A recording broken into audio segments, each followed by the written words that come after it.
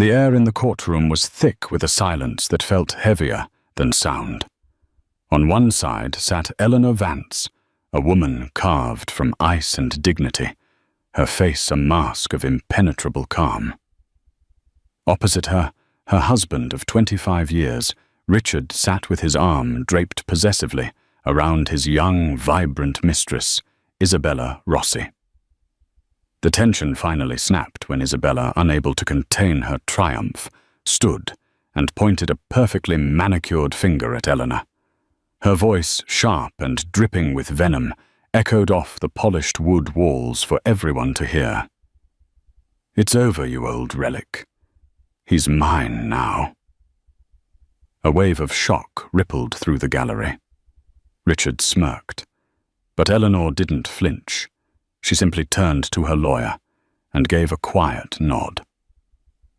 He rose, and in his hand was a document that would not only end the marriage, but expose a conspiracy so dark it would shatter everyone's reality. The wife was about to play her final card, and it wasn't a divorce petition. It was a signed will. The Vance family lived a life curated for the pages of luxury magazines. Their estate in Greenwich, Connecticut, wasn't just a house. It was a sprawling testament to new money desperately trying to look old.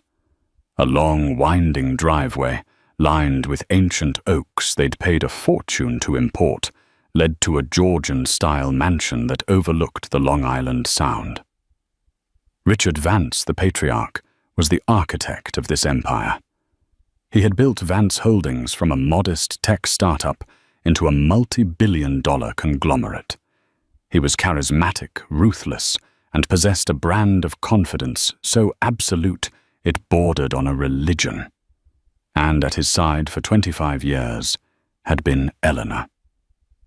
To the outside world, she was the perfect corporate wife, elegant, poised, and impeccable hostess who chaired the right charities and raised two perfect children, Samuel and Lily, who were now away at elite universities. What the world didn't see, and what Richard had long forgotten, was that Eleanor wasn't just an accessory. She was the bedrock. Her inheritance had provided the seed money for his first venture. Her quiet counsel had steered him away from disastrous deals. Her social grace had smoothed over his brutish business tactics, winning him allies where he would have only made enemies. She was the silent partner in every sense of the word, the ghost in his success machine. But over the past few years, the gilded cage had begun to rust from the inside. The first signs were subtle. Richard, who once shared every detail of his day, became vague. Late meetings became a nightly occurrence. Business trips stretched from days into weeks, with calls becoming shorter and more perfunctory. He started wearing a new, flashier brand of cologne and favoring suits that were cut a little too tight, a little too youthful. He was a man running from his own age, and Eleanor knew she was a living reminder of the timeline he desperately wanted to erase. She wasn't a fool. She saw the signs, the little cracks in the facade of their perfect life. A credit card bill with a charge for a 5-star hotel in their own city. A stray earring, cheap and gaudy, found in the passenger seat of his Mercedes. A whispered phone call he thought she couldn't hear his voice, dropping to a low, intimate murmur that he hadn't used with her in a decade. The confirmation came not with a bang, but with the cold, sterile glow of a computer screen. One night, unable to sleep, Eleanor found Richard's personal laptop open on his desk. A chat window was still active. The name on the screen was Isabella Rossi. She was a junior marketing executive at Vance Holdings, 28 years old, with a mane of fiery red hair and an ambition that burned just as brightly. The messages were a sickening blend of saccharine pet names and explicit plans. They weren't just sleeping together. They were building a future that had no room for Eleanor. The most chilling message was from Isabella. "When are you finally going to get rid of the old ball and chain? I want it all, Richie. Your name, your house, You're everything." Richard's reply was a knife to Eleanor's heart. "Soon, my queen. Very soon. The lawyers are already drawing up the papers. She won't know what hit her." Eleanor felt the air leave her lungs. It wasn't the hot, explosive rage she might have expected. It was a cold, terrifying clarity. The man she had built a life with, the father of her children, was not just leaving her. He was plotting against her, reducing her to an obstacle, a ball and chain to be discarded. In that moment, something within her shifted. The grief was there, a deep, tectonic pain, but it was quickly being encased in ice. If he wanted a war, she would not be a casualty. She would be the strategist. She closed the laptop, her hands steady. She went back to their master bedroom, the one they no longer truly shared, and looked at her reflection in the antique mirror. The world saw a woman who was about to lose everything. She saw a woman who had nothing left to lose, and that made her dangerous. A week later, Richard came to her in their sunroom, the place where they had once shared lazy Sunday mornings with the kids. He didn't even have the decency to look ashamed. His face was a mask of cold resolve. "Eleanor," he began, foregoing any preamble, "this isn't working anymore. I want a divorce." She looked at him, her expression unreadable. "I see. I've met someone," he continued, as if this were a minor detail. "Isabella Rossi. You may have seen her at the company galas. We're in love." "Love?" Eleanor repeated the word, tasting it like poison. "Is that what you call it? Don't be difficult, Eleanor." He scoffed, his arrogance flaring. "This is happening. My lawyers will be in touch with yours. I'll be generous, of course. You'll be well taken care of. You can keep the summer house in the Hamptons. But this house, the company, that's all mine. It's time for me to start my real life."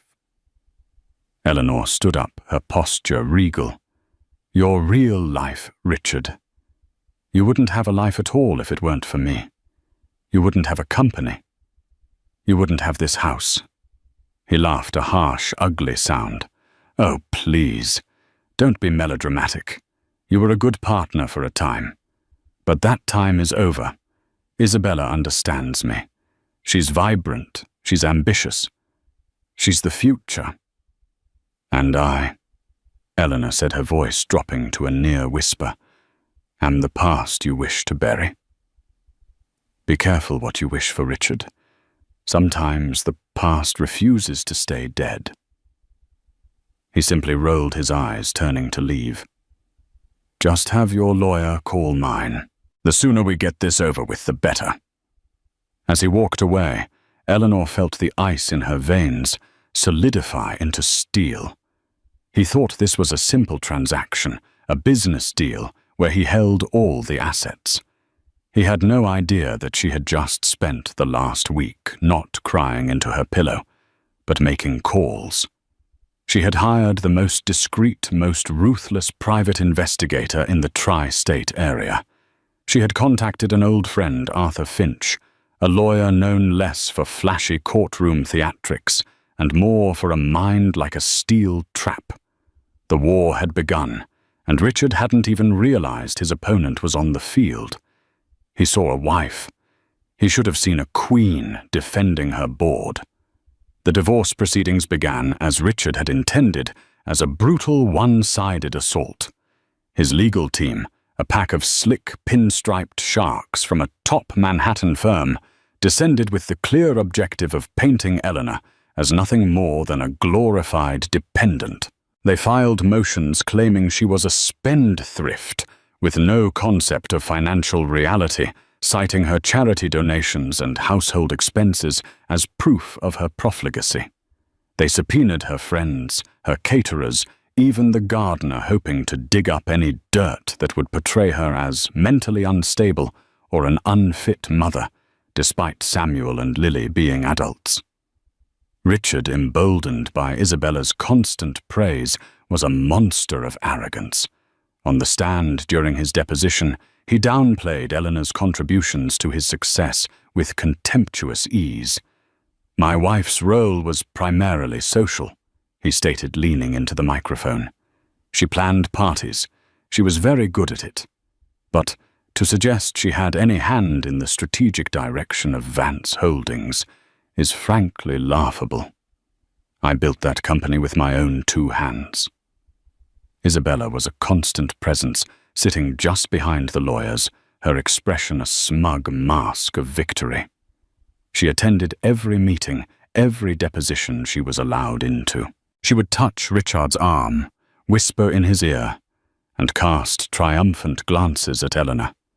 She had already moved into the Greenwich mansion, redecorating with a garish taste that favored leopard print and gold fixtures. She posted photos of herself on social media, lounging by their pool, driving his cars, wearing jewelry from his vault, some of which had been anniversary gifts to Eleanor. It was a calculated campaign of psychological warfare designed to break Eleanor's spirit. But Eleanor did not break. She remained serene, her composure a silent rebuke to their vulgarity. Her lawyer, Arthur Finch, was her perfect counterpart. A man in his late 60s with silver hair and eyes that missed nothing. Arthur was the epitome of quiet competence. He met their loud, aggressive tactics with calm, meticulous preparation. He countered their motions with detailed financial records, proving Eleanor's initial investment and subsequent fiscal prudence. He presented affidavits from former board members who recalled Eleanor's insightful contributions in the company's early days. "They're playing checkers, Eleanor," Arthur told her one afternoon in his wood-paneled office. "Loud, obvious moves. We're playing chess, and our time will come."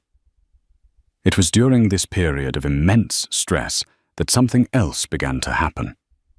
Eleanor started feeling perpetually tired, a deep, bone-weary exhaustion that no amount of sleep could fix. She lost weight. A persistent dry cough settled in her chest. At first, she dismissed it as the physical toll of the divorce. But one morning, she coughed into a handkerchief and saw a small, bright fleck of red. A cold dread entirely different from the one Richard had inspired washed over her. She made an appointment with a top oncologist at Memorial Sloan Kettering, under an assumed name, paying in cash to avoid any paper trail that Richard's lawyers could find. The tests were extensive, the waiting agonizing. Finally, the doctor sat her down in a sterile, sunless room. The look on his face told her everything before he even spoke. The diagnosis was grim late-stage lung cancer, aggressive, inoperable.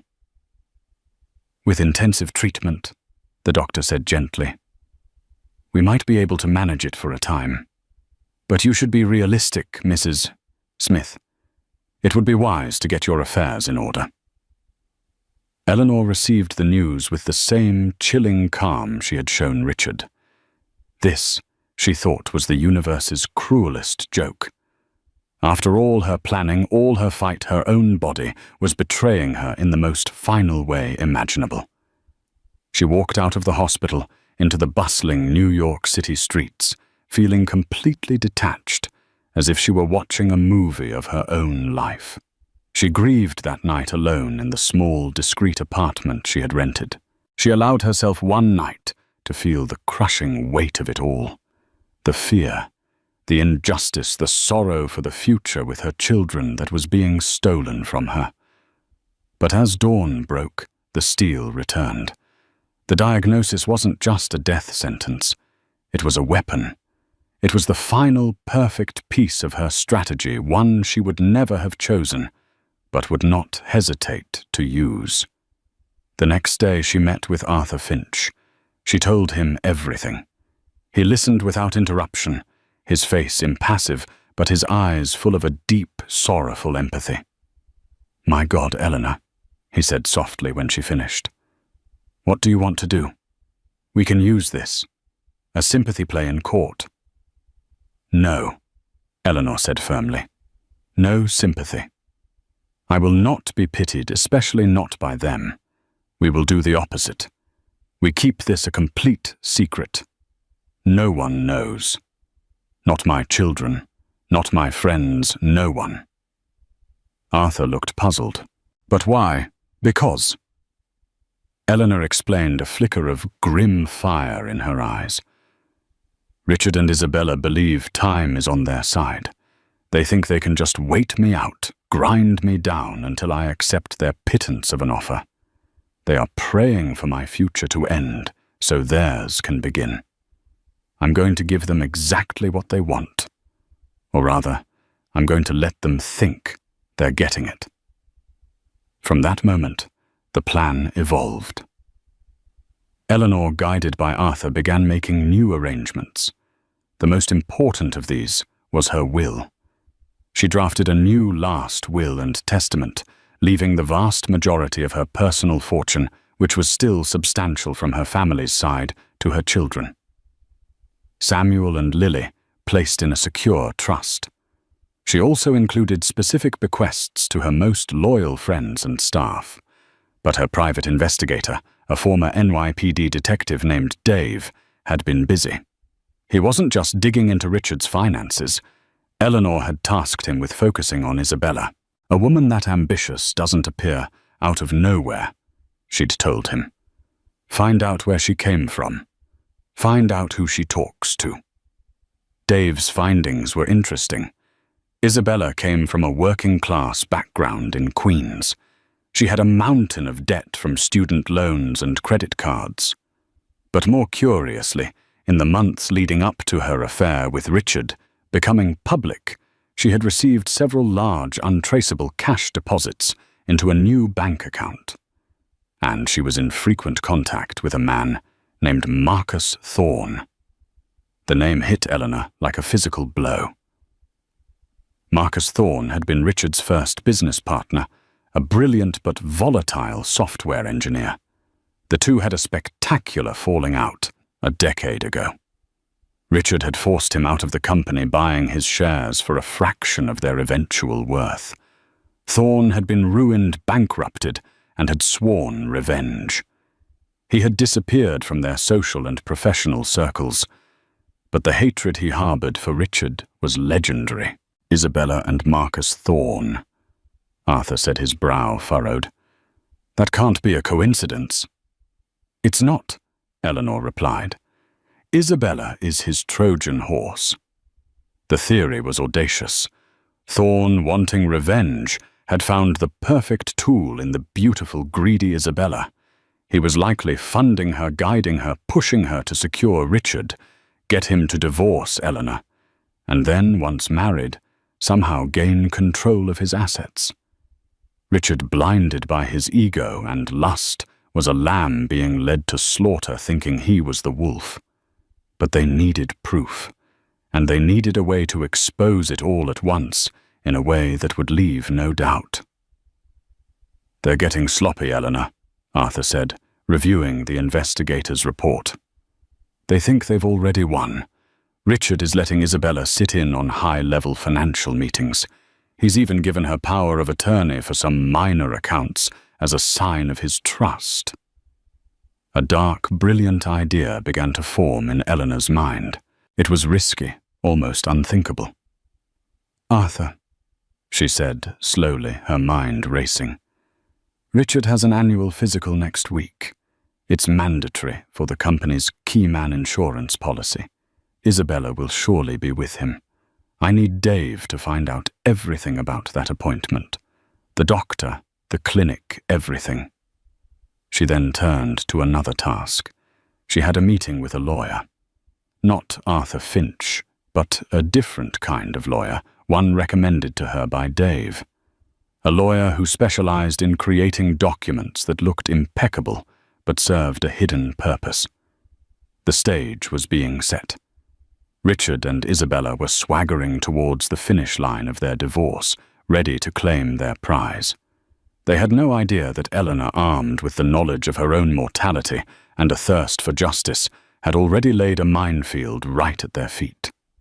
The final act was about to begin, and it would take place in the one venue they felt most secure, the public stage of the courtroom. The day of the final hearing arrived cloaked in a grey, oppressive humidity that mirrored the atmosphere inside courtroom 4B. The room was packed.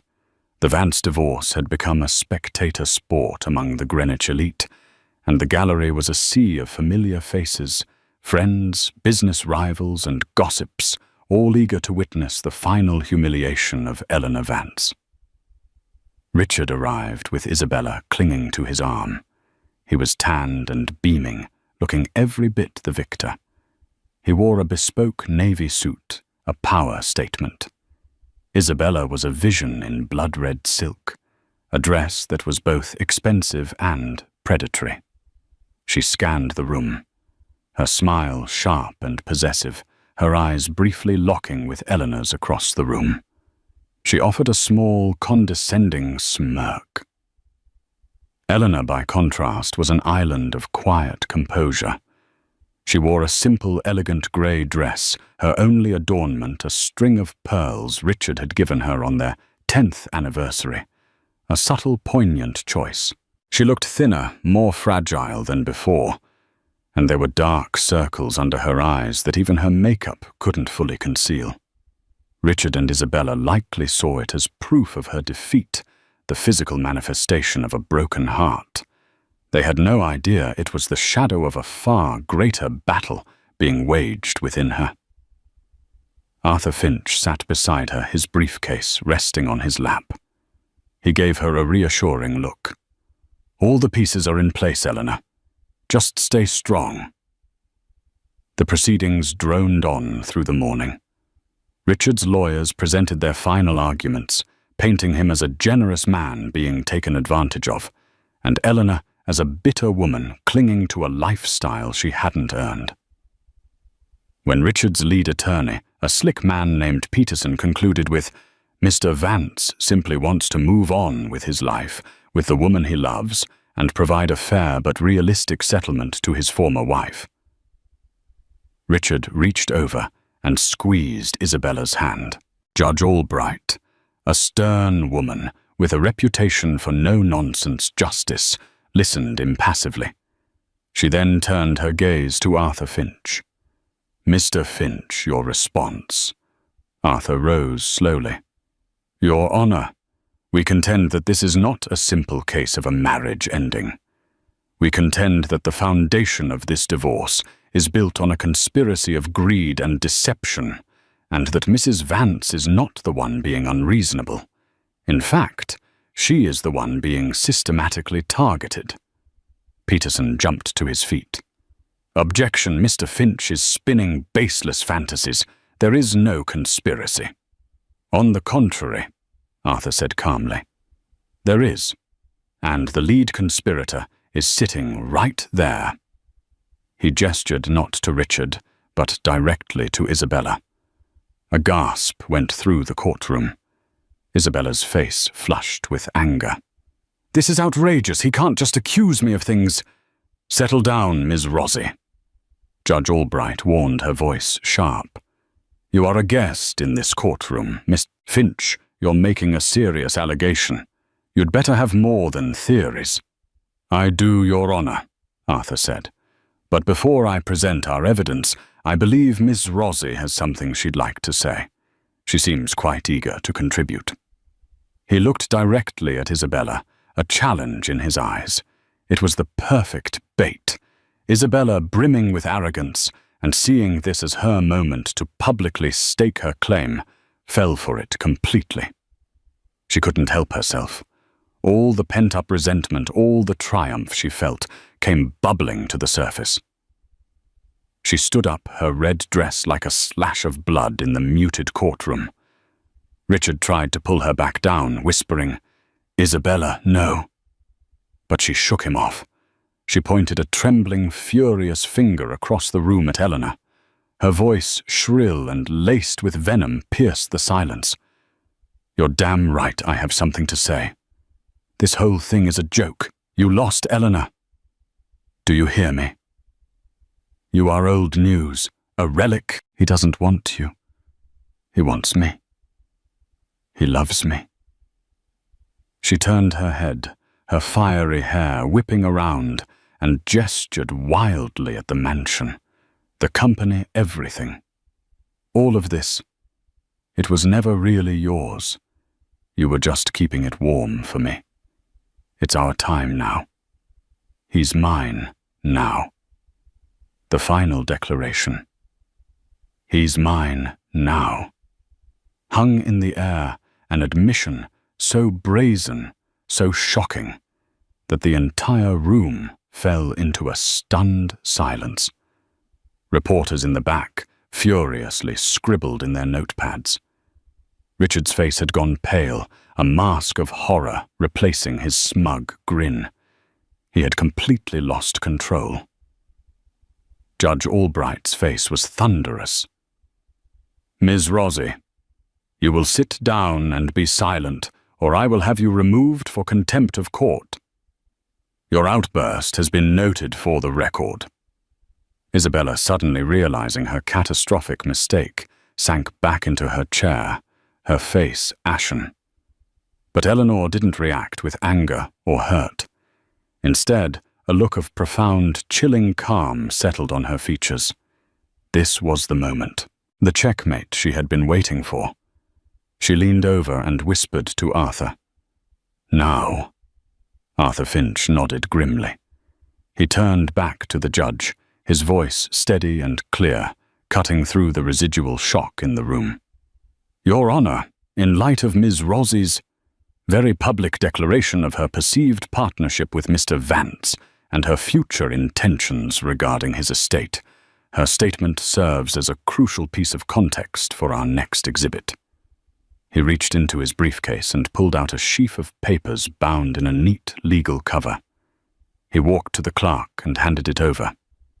We would like to submit this document into evidence. Peterson Richards' lawyer was on his feet again. Objection. What is this? The discovery period is over. We haven't seen this document. It is a new development, counsel, Arthur replied smoothly. One that only became relevant in the last 48 hours. I believe the court will find it most illuminating. Judge Albright took the document from the clerk. She adjusted her glasses, her eyes scanning the first page. A flicker of utter astonishment crossed her face. She looked up first at Richard, then at Isabella, and finally at Eleanor. The judge's expression was no longer just stern, it was deeply troubled. Mr. Finch, she said, her voice low and serious. Can you explain to the court what this document is? Arthur looked at Richard, whose face was now a canvas of confusion and dawning dread. Certainly, Your Honor, Arthur said, his voice resonating with gravitas. The document you are holding is the last will and testament of Mr. Richard Vance. A wave of confusion swept the room. A will. Why was that relevant in a divorce? And, the judge prompted. It was signed 2 days ago, Your Honor, Arthur continued. It names a new primary beneficiary to his entire estate, including all controlling shares in Vance Holdings in the event of his death. He paused, letting the weight of his words sink in. He then turned his gaze upon Isabella Rossi, who looked like she had seen a ghost. It leaves everything, Arthur announced, his voice like the tolling of a bell, to Miss Isabella Rossi. Chaos erupted. Richard stared open-mouthed, first at Arthur, then at Isabella, a look of profound betrayal dawning on his face. What I never, he stammered. But you did, Richard, Eleanor said, speaking for the first time, her voice soft but carrying across the courtroom. You signed it, right after your physical. The lawyer Isabella so helpfully recommended said it was just a formality. A simple update to your living will, didn't she? Judge? Albright slammed her gavel down. Order. Order in this court. She looked down at the document again, then at the signature page. It was clearly Richard Vance's signature, notarized and witnessed. Then she looked back at Arthur Finch, a silent question in her eyes. How did you get this? And what does it really mean? The trap had been sprung. The will wasn't just a document about a future inheritance. It was the key that would unlock a conspiracy of attempted murder. And Eleanor Vance had just handed it to the judge. The courtroom was a pressure cooker of confusion and suspicion. Richard Vance looked at Isabella, his face a mask of disbelief and dawning horror. A will? What are they talking about? I didn't sign a will. Isabella's face was chalky white. Richie, darling, it's a misunderstanding. They're lying. It was just an update to your healthcare proxy. The lawyer said. Her voice trailed off as she saw the predatory stillness in Arthur Finch's eyes. She knew in that moment that she was caught. Your Honor, Arthur said, his voice cutting through the noise. If you'll examine the witnesses on the signature page, you'll find they were a notary and a paralegal from a firm I'm quite certain Mr. Vance has never heard of. A firm, however, that has received substantial payments from one Mr. Marcus Thorne. The name dropped like a bomb. Richard flinched as if he'd been struck. Thorne. What the hell does he have to do with this? Everything, Arthur stated flatly. He turned to face Richard directly. Mr. Vance, you recently had your annual physical, did you not? At the Kensington private clinic. Yes, Richard answered, bewildered. For my insurance policy. And Ms. Rossi accompanied you, correct? She insisted on being there for moral support. Yes, she was there. So what? And after your examination, Arthur continued, his tone methodical, like a surgeon making incisions. While you were still feeling a bit groggy from the sedative you were given for a minor endoscopic procedure you underwent? Ms. Rossi introduced you to a lawyer. She said it was urgent a chance to update some paperwork while you were there. She presented you with a stack of documents, told you it was a standard living will and healthcare directive, and you signed them. Is that not what happened? The color drained from Richard's face. He remembered. The blurriness, the nurse telling him he'd feel a little out of it for a few hours. He remembered Isabella's insistent whispering, guiding his hand as he scrawled his name on page after page. She said it was to make her my emergency contact, he stammered, looking at Isabella with pure terror. She is much more than your emergency contact in this document, Mr. Vance, Judge Albright said grimly, holding up the will. She is your sole heir. But that's not the most disturbing part, Your Honor, Arthur interjected. The why is far more important than the how. He signaled to an assistant who wheeled a presentation board into the courtroom. For the past 2 months, my client, Mrs. Vance, has had a private investigator looking into Ms. Rossi and her associates. The first board showed large, blown-up bank statements. These are the accounts of Ms. Isabella Rossi. For a junior executive on a $60,000 salary, she lives quite well. That's because she was receiving monthly cash deposits funneled through a series of shell corporations. The source of those funds, Marcus Thorne. The second board showed phone records, hundreds of calls and encrypted texts between Isabella and Thorne, dating back over a year, long before she and Richard had even started their affair. Their plan was simple yet diabolical. Arthur explained, his voice ringing with authority. Mr. Thorne, seeking revenge for his financial ruin at the hands of Mr. Vance, recruited Ms. Rossi. Her job was to seduce Mr. Vance, convince him to divorce his wife, cutting off the one person who truly watched his back, and then marry him. The will was the final piece of the puzzle. He paused, letting the implication hang in the air. Once Miss Rosie was legally his wife and sole heir, Mr. Vance's life expectancy would have plummeted dramatically. "This is insane," Peterson Richards' lawyer shouted. "You have no proof of any intent to harm—" "Don't I?" Arthur shot back. He pulled another file from his briefcase. "This is a sworn affidavit from a nurse at the Kensington Clinic. She was on duty during Mr. Vance's procedure. She states that Ms. Rosie showed an unusual and persistent interest in Mr. Vance's post-procedure medication. Specifically, she kept asking if he was prescribed blood thinners for his heart condition. When the nurse confirmed he was Ms. Rosie, asked for the specific dosage and brand name, claiming she wanted to help manage his prescriptions. Arthur then presented a report from a toxicologist. "We also have this. My investigator obtained the vial of vitamin B12 shots that Ms. Rosie had so thoughtfully prepared for Mr. Vance to boost his energy during the stress of the divorce. It contains no B12.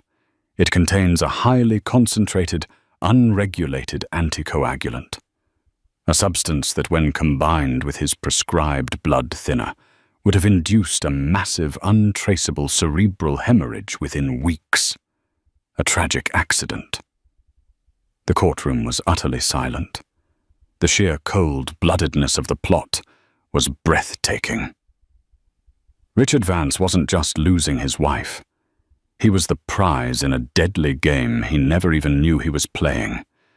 His swagger, his arrogance, his entire world-view shattered in that instant.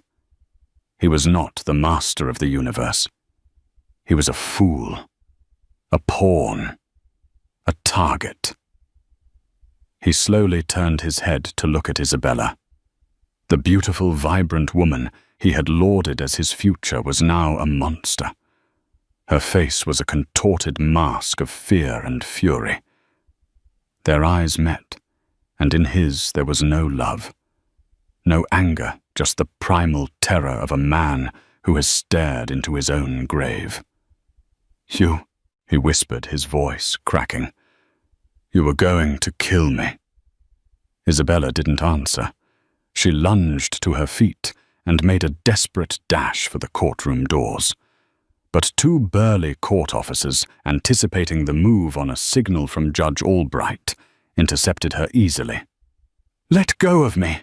she shrieked, her facade of sophistication completely gone, revealing the desperate creature beneath.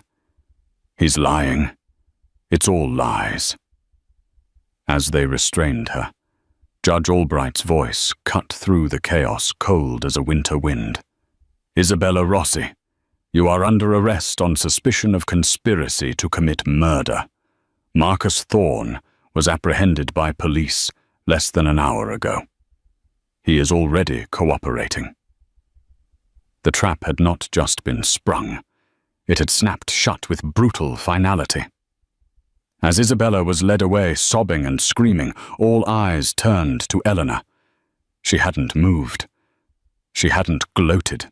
She simply watched the destruction she had so meticulously orchestrated her expression, one of profound, sorrowful victory. Richard stared at her, his face a ruin of shame and regret. He had tried to discard her, to cast her aside like a broken object, but she had been the only one standing between him and a horrific death. He had called her a relic of the past, but she had just saved his future, and in doing so she had taken everything from him, not out of spite, but out of necessity. The great Richard Vance was finally utterly unraveled. With Isabella's hysterical shrieks fading down the hallway, a new kind of silence fell upon the courtroom. The heavy, weighted silence of consequence.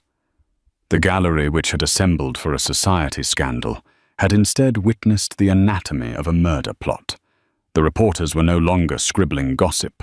They were documenting a story that would lead the national news.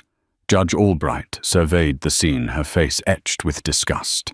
She looked at Richard, who was slumped in his chair, a broken man. His expensive suit now seemed like a costume on a scarecrow. His lawyer, Peterson, stood beside him, utterly defeated, the wind knocked out of his sails. "Mr. Peterson," the judge said, her voice devoid of any warmth, "in light of the evidence of conspiracy, fraud, and attempted murder presented here today, all of which directly involves your client as the intended victim and his assets as the motive, I am finding it impossible to proceed with this divorce hearing as planned. The circumstances have fundamentally changed." She took off her glasses and rubbed her temples. "The immediate concern of this court is no longer the division of assets, but the preservation of them from criminal enterprise and the protection of the Vance family." She turned her gavel over in her hand. "Therefore, I am making the following rulings effective immediately." Every word landed like a hammer blow. "First, all civil proceedings in this divorce are hereby stayed. Instead, I am invoking the court's power to issue an emergency order. All personal and corporate assets of Richard Vance and Vance Holdings are hereby frozen pending a full criminal investigation and a forensic audit to determine the extent of Marcus Thorne's infiltration and Isabella Rossi's fraudulent activities." Richard's head shot up. "Frozen, Your Honor." "You can't. My company." "Your company, Mr. Vance," the judge cut him off, "was nearly used as the prize in your own murder. The board and the shareholders need to be protected from your catastrophic lack of judgment. Second," she continued, "given the clear and present danger you invited into your home and your life, I find that you have acted with extreme negligence concerning the well-being of your family. Therefore, I am awarding sole and exclusive use of the Greenwich family residence to Mrs. Eleanor Vance. Third, full and sole legal and physical custody of your 2 children, Samuel and Lily, is granted to Mrs. Vance. While they are adults, this ruling pertains to all legal matters of guardianship and inheritance trusts until the criminal case is resolved. Finally," she said, looking directly at Richard, "your petition for divorce from Mrs. Vance is denied. However, Mrs. Vance's counter-petition is granted on the grounds of extreme cruelty and endangerment. But the financial settlement will be determined after the criminal investigation reveals what, if anything, is left of your fortune once the fraud has been untangled. Based on the evidence of conspiracy to defraud the company, I suspect it will be substantially less than you imagine." She banged the gavel, the sound echoing the finality of a coffin lid closing. "This court is adjourned." Richard Vance sat motionless, staring into the void. He had lost everything. Not his money that was just frozen. He had lost his pride, his reputation, his family's trust, and his self-respect. He had been played for a fool on the grandest stage imaginable, and the woman he had tried to destroy had saved his life only to preside over the complete dismantling of it. Later that evening, Eleanor sat in the quiet library of the Greenwich home, her home now. The gaudy trinkets Isabella had littered about the place had already been packed into boxes for disposal. Arthur Finch sat opposite her, a glass of single malt scotch in his hand. "It's done, Eleanor," he said softly. "You did it. You saved him, and you saved the company." Eleanor stared into the unlit fireplace. "I didn't do it for him, Arthur. I did it for my children. I did it so that Snake and her puppet master wouldn't steal their legacy." "And what about you?" Arthur asked, his voice gentle. "We never spoke of it again, but your diagnosis. How are you truly?" Eleanor allowed a small, tired smile to touch her lips for the first time in months. This was the final piece of the story, the one only she and Arthur knew. "It's a funny thing, the power of a diagnosis," she said. She reached into a drawer and pulled out a medical file, a different one from the one she had first shown him. I did have a spot on my lung. It showed up on the initial scan. The first doctor, the one I saw under an assumed name, was overly pessimistic. He saw an older woman stressed and jumped to the worst conclusion. She opened the file. After I told you, you insisted I get a second opinion with a specialist you trusted, Dr. Matthews. He performed a biopsy. It wasn't cancer, Arthur. It was a benign nodule, a scar from a bout of pneumonia I had years ago. The exhaustion, the cough. It was all stress, the sheer crushing weight of what he was doing to me. Arthur stared at her, his mind reeling. So you knew you weren't dying. For how long? I've known for 6 weeks, she admitted. But Richard and Isabella didn't know that. They saw what they wanted to see, a weak, fading woman. They underestimated me. They all did. My illness made them reckless. It made them accelerate their plans. It made them sign that will. It was the perfect cover. I was the frail, dying wife. Who would ever suspect I was hunting them? Arthur shook his head in disbelief, a slow smile spreading across his face. It was the most brilliant, audacious, and ruthless legal maneuver he had ever witnessed. She had taken a potential tragedy and weaponized it, using her enemy's own cruelty and assumptions against them. She hadn't just played chess. She had invented a whole new game. A sound at the door made them both turn. Her children, Samuel and Lily, stood there. They had been called home from university and told everything. Their faces were pale with shock. But as they looked at their mother sitting there, not as a victim, but as a warrior, their expressions softened into awe and overwhelming love. They rushed to her, wrapping her in their arms. "Mom," Samuel whispered, his voice thick with emotion.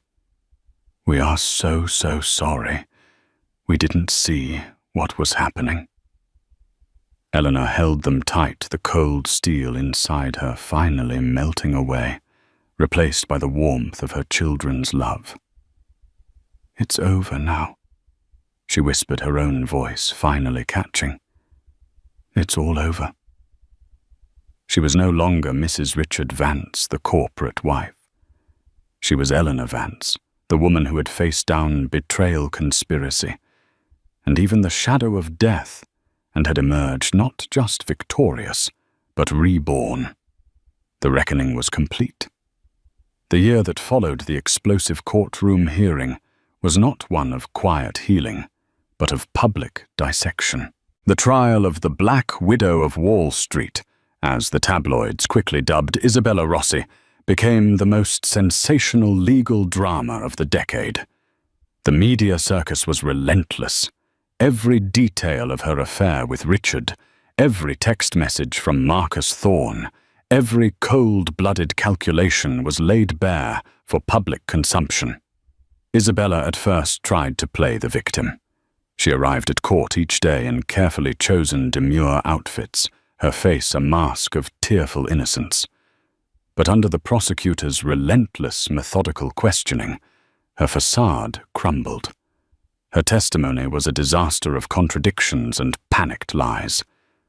When confronted with the recording of her own triumphant courtroom declaration, "He's mine now," she finally broke, devolving into a tirade that sealed her fate, blaming Eleanor, blaming Richard, blaming everyone but herself.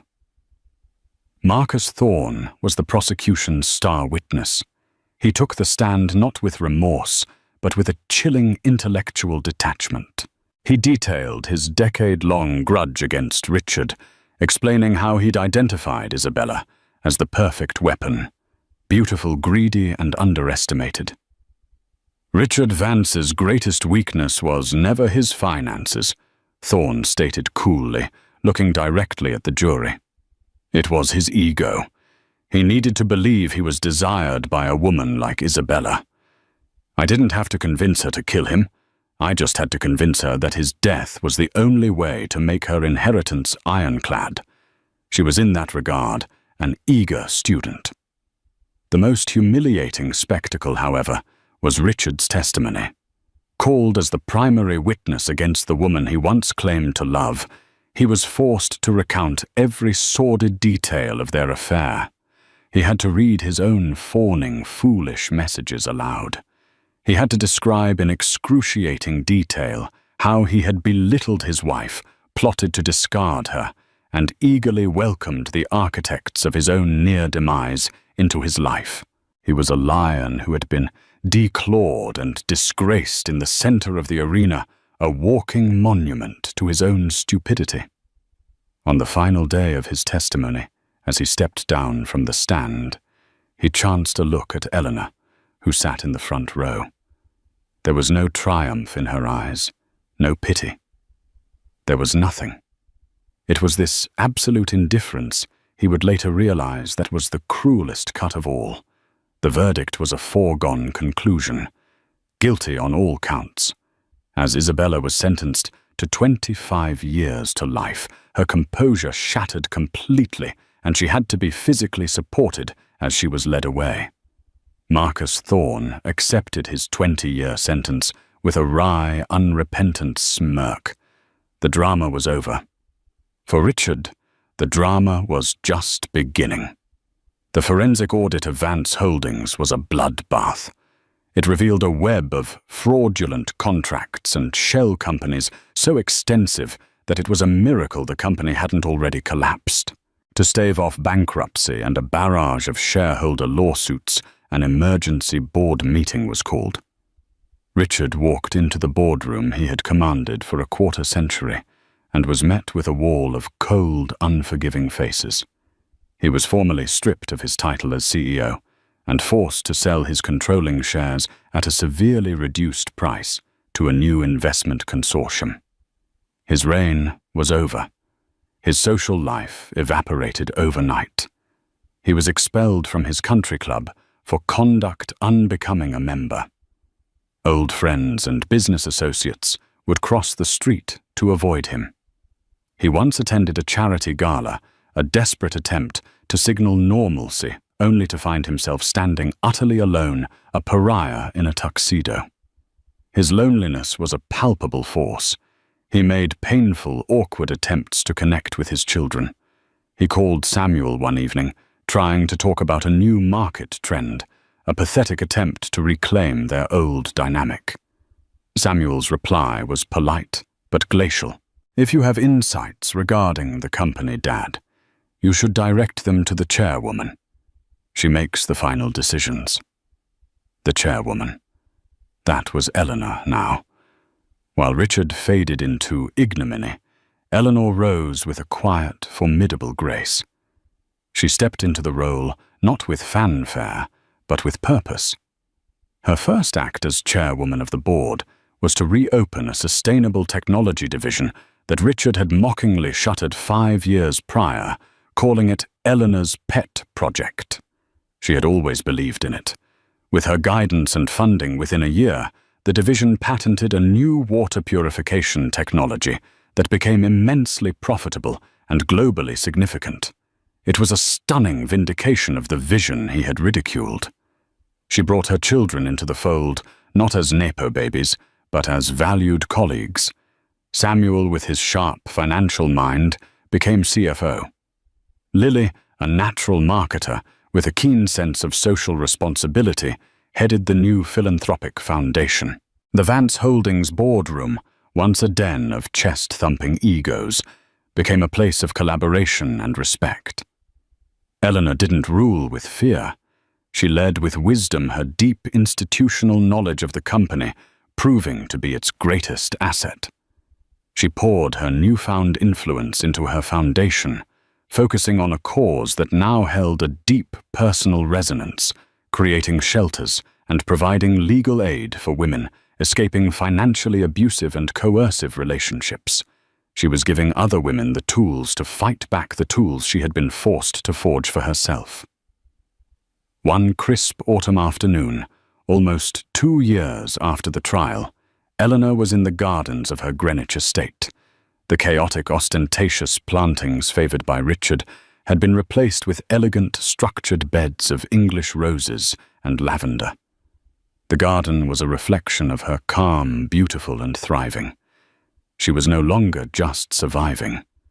She was flourishing. She thought of Richard not with anger, but with a distant, clinical pity. He had been a chapter in her life, a storm she had weathered. He was not her defining story. Her phone buzzed, interrupting her thoughts. It was a group text from Samuel and Lily.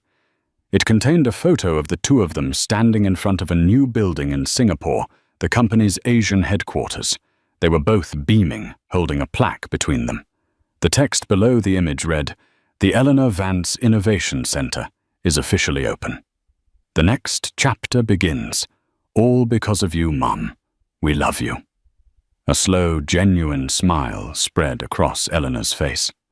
She looked at the picture of her children, confident and happy, building a future on the foundation she had secured for them. She looked around at her peaceful, orderly garden. The war was long over. The ghosts were gone. This wasn't a gilded cage anymore. It was simply home. It was a new dawn, and for the first time in a very long time, she was looking forward to the sunrise. There are moments in life that test the very core of who we are. For Eleanor Vance, that moment came when she was publicly discarded, underestimated, and targeted by those she should have been able to trust the most. But this story isn't just about the shocking greed of a mistress or the blind arrogance of a husband. It's a powerful testament to the quiet, unshakable strength that lies within those who are counted out. It's a reminder that the loudest voice in the room isn't always the most powerful, and that justice sometimes isn't about revenge. It's about meticulously, brilliantly taking back your life. What happens when the perfect life is built on a perfect lie? For 7 months, Catherine Vance Thorne believed she had it all. A loving husband, a multi-million-dollar empire at their fingertips, and their first child on the way. She pictured a future filled with laughter in their sprawling Manhattan penthouse. But her husband, the charismatic Marcus Thorne, was painting a different picture, one created during clandestine business trips. When a single damning clue sends a 7 months pregnant Catherine on a desperate drive to a secluded Hamptons resort, the masterpiece of deceit Marcus has been crafting is about to be slashed to ribbons. This isn't just a story of infidelity. It's a saga of high-stakes betrayal, corporate espionage, and a woman who discovers that the greatest power isn't in wealth, but in ruin. Stay with us. The late afternoon sun slanted through the floor-to-ceiling windows of the penthouse, casting long, distorted shadows across the Italian marble floors. From this vantage point, 60 stories above Central Park, New York City, looked like a schematic, a perfect grid of ambition and light. Catherine Vance Thorne rested a hand on the gentle, prominent swell of her abdomen, feeling the faint, fluttering kicks of the life within her. At 7 months pregnant, she felt both profoundly powerful and exquisitely vulnerable.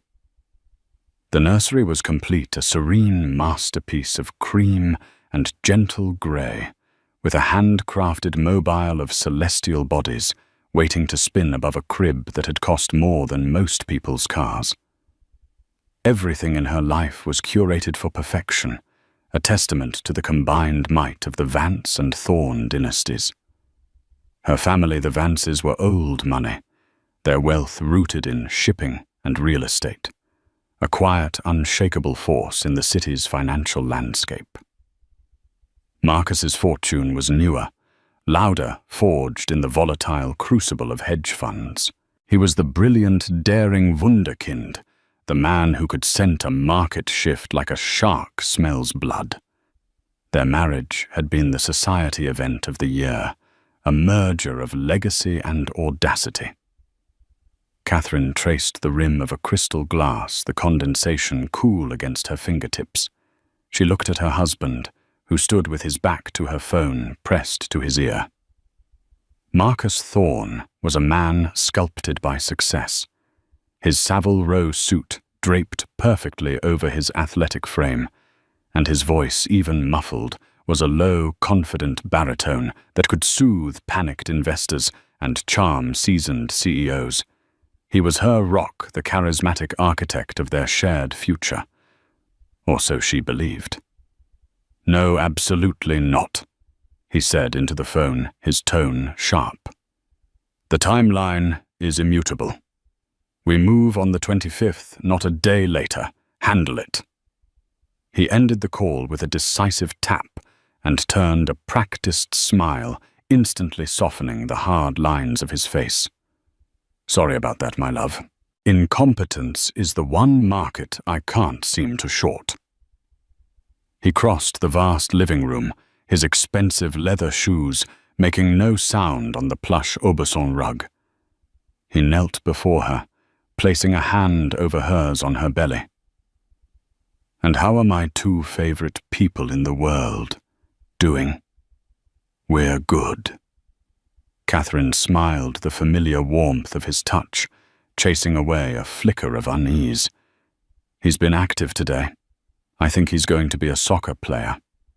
Or a CEO who kicks his competitors into submission." Marcus grinned, his eyes crinkling at the corners. He leaned in and kissed her a deep, reassuring kiss that tasted faintly of expensive whiskey and something else she couldn't quite name. A scent. It wasn't his usual cologne Creed Aventus, nor was it her perfume. It was floral and slightly spicy, a woman's scent. She dismissed it. He'd been in meetings all day, surrounded by people. It meant nothing. "Listen." He began settling back on his heels, his expression turning serious. "Something's come up. A big something. You know the tech merger I've been working on? The one in San Francisco?" Catherine nodded. It was all he had talked about for weeks, a complex acquisition that would, in his words, reshape the digital landscape. "Well, the key players have flown in for an unscheduled summit. It's last minute, I know, and I hate it, but I have to fly out tonight. It's only for a couple of days. 3 at the most. It's the final push, Kat. This deal will secure our child's future 10 times over." A knot of disappointment tightened in her chest. "Tonight? But Marcus, my checkup is tomorrow. The big one. We were supposed to hear the heartbeat together again." His face fell with practiced, perfect sympathy. "I know, my love. I am so sorry. Believe me, I would rather be here holding your hand than in a sterile boardroom. But this is critical.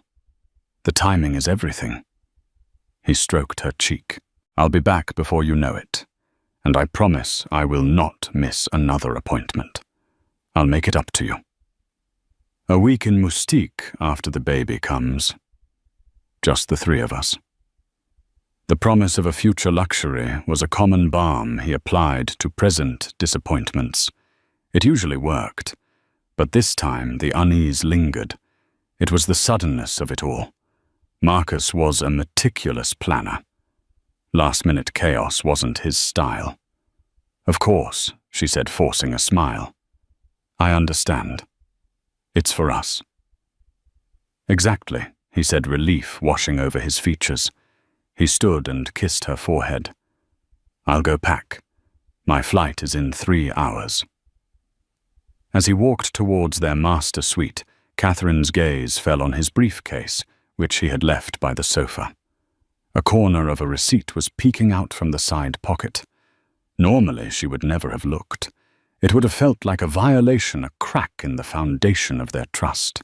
But the faint alien scent of perfume, the suddenness of the trip, the slickness of his explanation.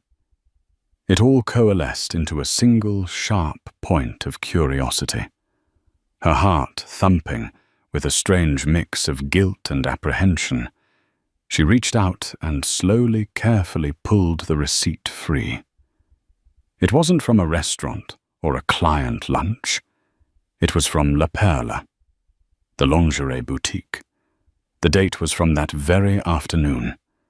She scanned the items: a silk chemise, an eyelash lace bra, a matching thong. Size small. Catherine was a medium, and with her pregnancy she had been living in comfortable, soft cotton. A cold dread, heavy and suffocating, began to seep into her bones. There could be an explanation. A gift for a friend's wife. A present for her, for after the baby. But why hide it? Why wouldn't he have given it to her with a flourish as he usually did? She quickly folded the receipt and slipped it back, her hands trembling. She took a deep, shuddering breath, trying to calm the frantic thrumming of her pulse. She was being paranoid. The stress of the pregnancy was making her imagine things. Marcus loved her. He was building a life for them. He was a good man. He emerged from the bedroom 20 minutes later, pulling a sleek Rimowa carry-on. He was already in his travel attire, a comfortable but stylish cashmere sweater and dark trousers. He looked every bit the global executive on the move. All set, he announced, his voice breezy. "The car is waiting downstairs. Now I want you to promise me you'll rest. Don't overdo it. Beatrice is coming over tomorrow to go with you to the doctor, right?" Catherine nodded, her throat too tight to speak. Her sister Beatrice had always been more cynical about Marcus, seeing his ambition as a razor's edge that could easily cut both ways. Catherine had always defended him, painting Beatrice's concerns as sisterly overprotection. Now Beatrice's skeptical words echoed in her mind. "Good," Marcus said. He pulled her into a hug, his arms strong and secure. It felt like a lie. The whole embrace felt like a hollow performance. "I'll call you the moment I land. I love you more than anything." "I love you too," she managed to whisper the words, feeling like ash in her mouth. She watched from the window as he got into the black town car, a tiny, insignificant figure 60 floors below. The car didn't turn east towards JFK or LaGuardia. It headed west towards the West Side Highway, towards the Hamptons. The cold dread solidified into a terrifying certainty. The San Francisco Tech Summit was a lie. The lingerie wasn't for her. And her husband was not on a business trip. He was on his way to a rendezvous. Alone in the cavernous silence of their penthouse, surrounded by the Hewland trapping of their perfect life, Catherine Vance Thorne finally allowed the facade to crack. A single hot tear traced a path down her cheek, a silent harbinger of the storm that was about to break. She was not just a wife. She was a Vance. And the Vances did not crumble. They fought back. The question was, how? The initial shock was already hardening into something else, something cold and sharp. A plan began to form in the ruins of her trust, a plan that would take her from her gilded cage and set her on a collision course with the ugly truth. The silence in the penthouse after Marcus left was no longer peaceful. It was suffocating.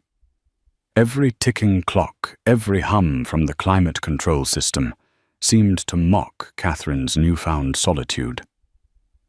She walked through the grand rooms, touching the cold surfaces of their shared life, the polished mahogany of the dining table where they'd hosted glittering dinner parties, the soft leather of the armchair where he read the Wall Street Journal every morning. It all felt like a movie set the backdrop for a story she had mistakenly believed was her own. She sank onto the edge of their vast bed, the La Perla receipt burning a hole in her mind. It was a single piece of evidence, perhaps circumstantial. She needed more. Doubt was a poison, but certainty was a weapon.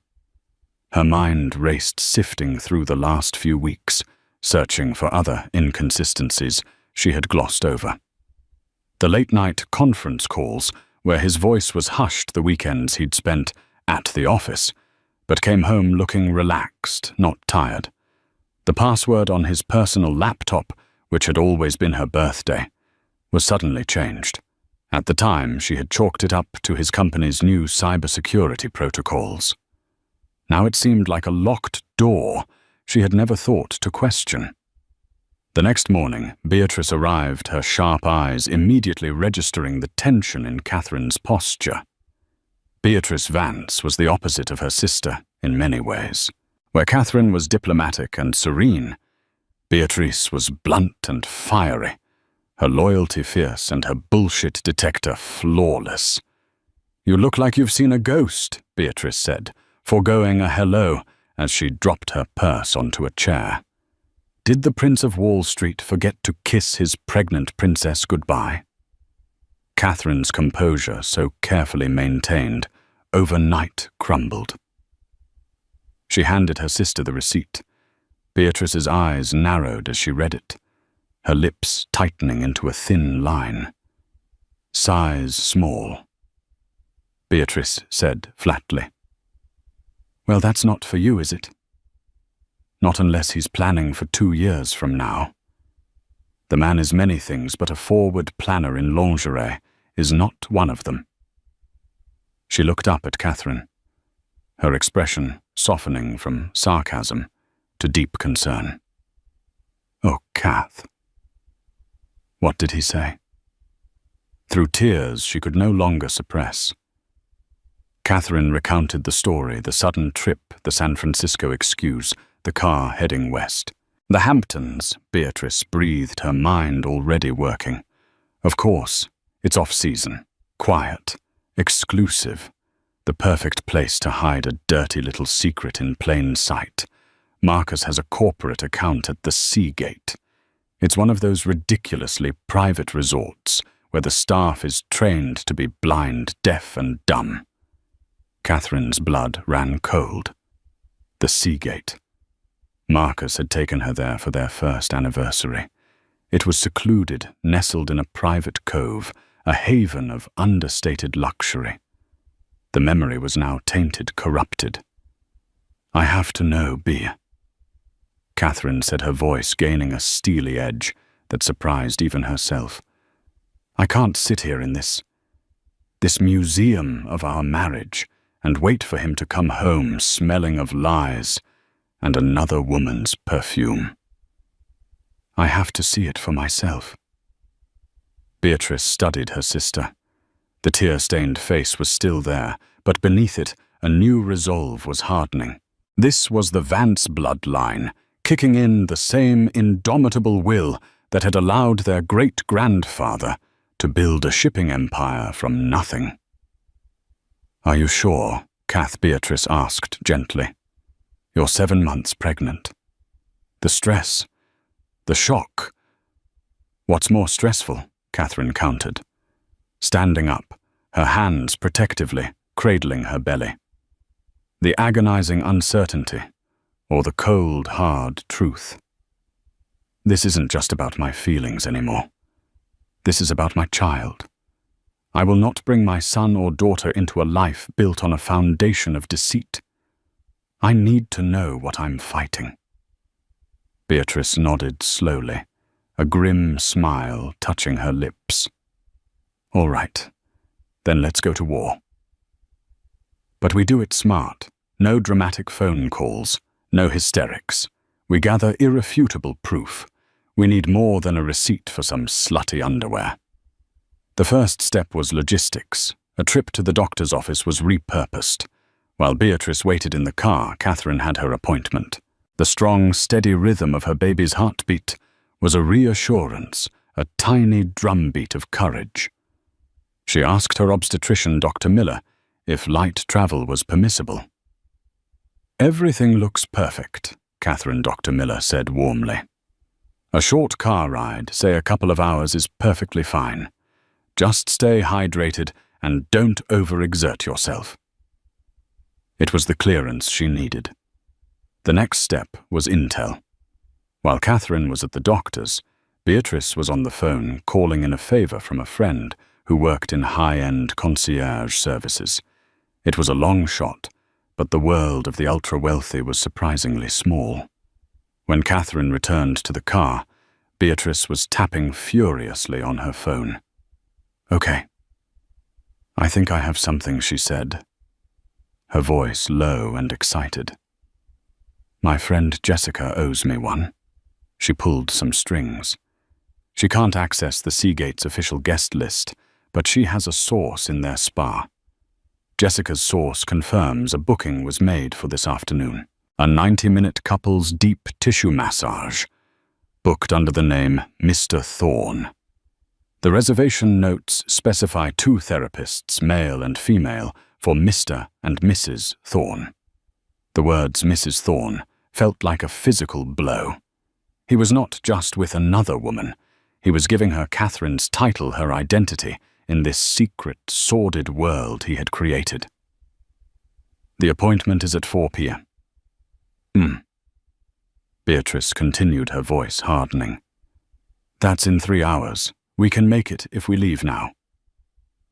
The plan was audacious, bordering on reckless, but it was the only path forward that felt real. Catherine called the family's trusted driver, a stoic man named Frank, who had been with the Vances for 30 years and knew how to be discreet. She simply told him they needed to go to the Hamptons. He asked no questions. The drive out of the city was a blur. The familiar skyline receded, replaced by the manicured suburbs, and then the long, flat stretch of the Long Island Expressway. Catherine sat in the plush leather seat of the Mercedes, a bottle of water in her hand, her mind a maelstrom of past memories and future fears. She remembered Marcus proposing to her on a wind-swept cliff in Big Sur, telling her that his life had been black and white until she brought the color. Had that been a lie, too? Was he a sociopath, a brilliant actor playing the part of a loving husband? Beatrice, ever the pragmatist, was strategizing. "Okay, when we get there, we can't just storm in. We need to be smart. You are Catherine Vance Thorne. You have every right to be there. We'll go to the front desk. You'll say you're surprising your husband. You'll be charming, poised. They know the Vance name. They won't question you. Ask for a key to his suite. The Oceanfront Villa 7. That's where he is." Beatrice had managed to get the villa number from her source. Villa 7, the most private, most expensive accommodation at the resort, with its own private plunge pool and a terrace that overlooked the desolate beauty of the winter ocean. What if he's not there? What if they're at the spa? Catherine asked, her voice trembling slightly. "Then we wait," Beatrice said firmly. "We sit in the lobby. We order tea, and we wait for Mr. and Mrs. Thorne to return from their relaxing afternoon. But my gut says they'll be back in the room. People like that, they want to enjoy every overpriced inch of the fantasy they've paid for." As they passed the iconic sign welcoming them to the Hamptons, Catherine felt a shift inside her. The fear was still there, a cold, hard knot in her stomach, but it was being overlaid by a chilling sense of purpose. She was no longer just the wounded pregnant wife. She was the CEO of this operation, the chief arbiter of her own fate. She smoothed down her dress, took a deep breath, and practiced the serene, confident smile she would need. She was about to step onto the stage of the biggest performance of her life, and she would not miss her cue. The unraveling thread had led her here to the edge of the Atlantic, and she was ready to pull it until the entire tapestry of lies came undone. The Seagate Resort and Spa was designed to look like it had been carved from the very dunes it occupied. Weathered grey cedar, vast expanses of glass and minimalist landscaping created an atmosphere of monastic, wildly expensive tranquility. Even in the stark light of a winter afternoon, it was beautiful.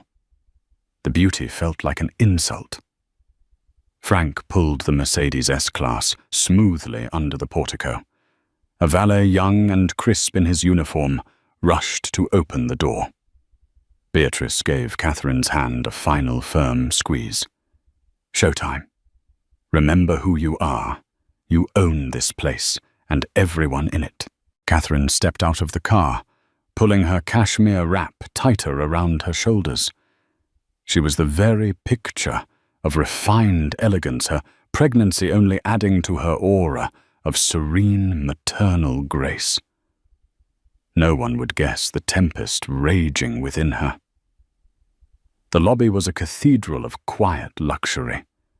A massive stone fireplace crackled at one end, and the air smelled of sea salt and burning birchwood. A single receptionist, a woman with impossibly perfect posture, stood behind a monolithic desk of reclaimed wood. Catherine glided towards the desk, Beatrice, a half-step behind her, a silent guard. "Good afternoon," Catherine said, her voice smooth as cream. "I'm here to surprise my husband, Marcus Thorne. I believe he's in one of your oceanfront villas." The receptionist, whose name tag read Anja, offered a polite professional smile. "Of course, Mrs. Thorne. It's a pleasure to have you with us. May I see some identification?" Catherine produced her driver's license. Anja's eyes flickered from the ID to Catherine's face, then to the name Thorne. The recognition was instant. Marcus Thorne was a name that commanded respect and discretion.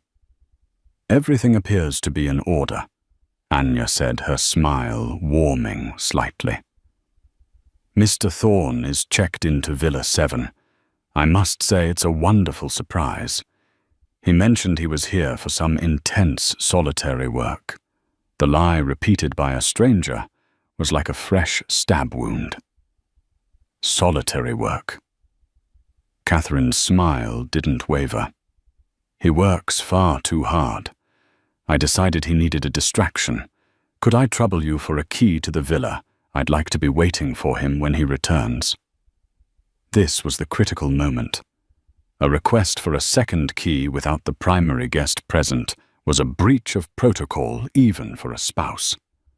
Anya hesitated, her professional training warring with the desire to please a guest of Catherine's stature. Normally we would need to call the room to get Mr. Thorne's verbal confirmation. She began, her tone apologetic. Catherine leaned forward slightly, her voice dropping to a confidential, charming whisper. "Anya, I've just driven 2.5 hours from the city.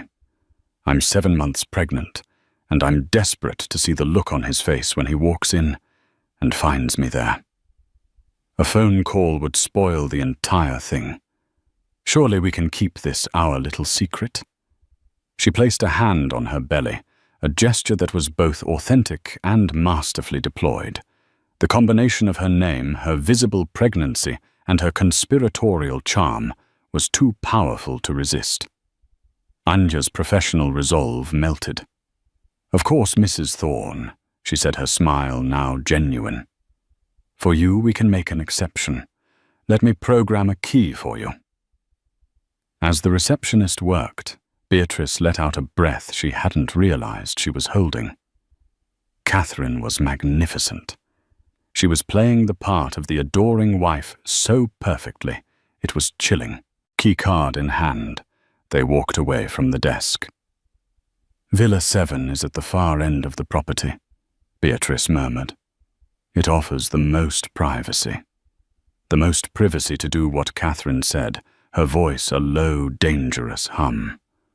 The walk to the villa was the longest of Catherine's life. They followed a winding stone path, that meandered through wind-swept seagrass. The air grew colder, sharper, and the sound of the crashing waves became a relentless roar. Each step was a drumbeat towards a detonation. Her earlier calm was evaporating, replaced by a raw, visceral dread. Her palms were sweating. Her heart hammered against her ribs. And then they were there. Villa 7. The name was etched on a simple, elegant plaque next to a heavy wooden door. It looked anonymous, innocuous, but behind it lay the truth. Kath. Are you ready? Beatrice asked, her voice soft. Catherine looked at the door, then out at the grey, churning ocean. She thought of her unborn child, floating peacefully in its own silent world, oblivious to the tsunami about to hit theirs. That image gave her the final surge of strength she needed. I am, she said. She turned to her sister. Wait here. I have to do this alone. Beatrice hesitated, her protective instincts flaring. But she saw the look in Catherine's eyes. It was not a request, but a command. She nodded and stepped back. Catherine took a deep breath, held the keycard to the electronic lock, and waited for the small green light. It flashed. With a soft click, the lock disengaged. She pushed the door open. The villa's entryway led into a spacious living area, impeccably decorated in shades of sand and stone. A bottle of Bollinger champagne sat in a silver bucket on a low table, 2 flutes next to it. One was empty, the other half full, a faint lipstick smear on its rim. A man's jacket, Marcus's, was thrown carelessly over a chair, and from the bedroom just beyond, a partially open door, she could hear voices. A man's low laugh, Marcus's laugh, and a woman's higher, lighter laugh in response. The sound paralyzed her for a second. It was real. This was happening. Moving as if in a dream, she crept across the silent room. Her hand was steady as she pushed the bedroom door fully open. The scene before her was one of lazy post-coital intimacy. The king-sized bed was a tangle of white sheets. Marcus was propped up against the pillows, wearing nothing but a pair of boxer briefs, a tablet resting on his lap. And sitting next to him, her back to the door, was a woman. She was wearing a short, black silk robe, the one from the La Perla bag, Catherine realized with a sickening lurch. Her dark hair was tousled, and she was tracing a pattern on Marcus's chest with her finger. You're sure no one will find out, the woman's voice said. It was a voice Catherine vaguely recognized. Your wife, she's not the suspicious type. Catherine Marcus scoffed, his tone dripping with a casual cruelty that shattered Catherine's heart into 1,000,000 pieces. She trusts me completely. She thinks I'm in San Francisco saving the world. She's a good woman, but a little naive. It's one of her charms. He was about to say more, but he glanced up, perhaps sensing a change in the light or a sudden chill in the air. His eyes met Catherine's. Time seemed to stop. The color drained from Marcus's face, replaced by a ghastly, mottled white. His mouth opened, but no sound came out. The tablet slid from his lap and hit the floor with a dull thud. He looked like a man who had just seen his own executioner walk through the door. The woman, sensing his sudden terror, turned around. Her face was a mask of confusion, which then morphed into shocked recognition. Catherine's blood turned to ice. She knew this woman. It was Sloane Davenport, a fiercely ambitious rising star at a rival investment firm, Sterling Nash. She was known for her beauty, her brilliance, and her utter ruthlessness. This wasn't some random, meaningless affair. This was a liaison with a direct professional competitor. Sloane Davenport stared at Catherine, her mouth slightly agape. For a moment, the three of them were frozen in a tableau of shock, betrayal, and discovery. It was Catherine who broke the silence. Her voice was not the shriek of a hysterical wife. It was low, calm, and utterly devastating. It was the voice of ice and steel. "Don't get up on my account," she said, her eyes locked on her husband's. "It seems you're in the middle of some very intense solitary work." She used his own lie as the first twist of the knife. Marcus flinched, as if she had physically struck him. The game was over. The perfect life was a ruin.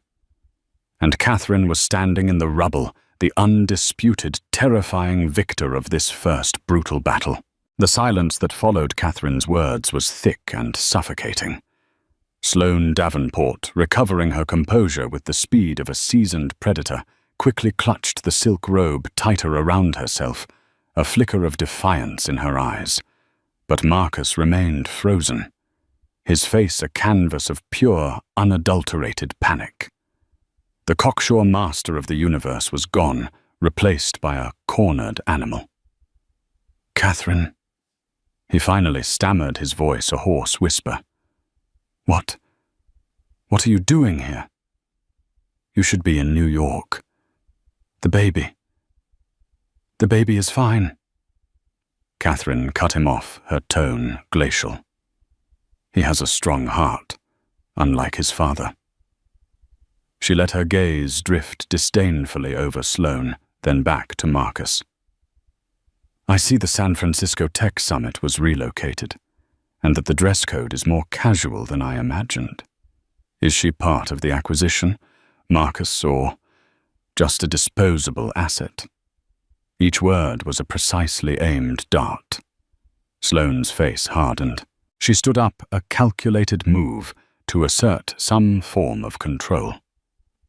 "I think I should go."